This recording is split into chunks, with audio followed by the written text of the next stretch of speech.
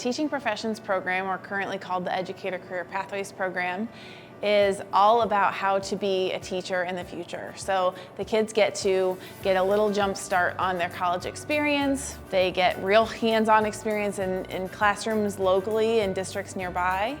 They get to learn how to lesson plan, how to engage families and students in their education.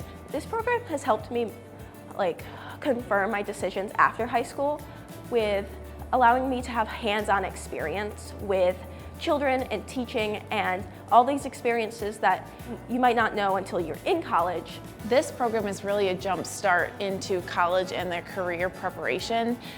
While you need a college degree in order to become an educator, this program allows for them to get college experience and college credit before getting enrolled in a college class.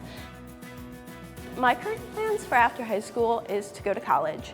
I want to get a degree in child development and counseling and go more into a psychology, school psychologist field. There is such a need for strong, good educators in this state, and this program allows for students to really get an idea of what that is and what that looks like.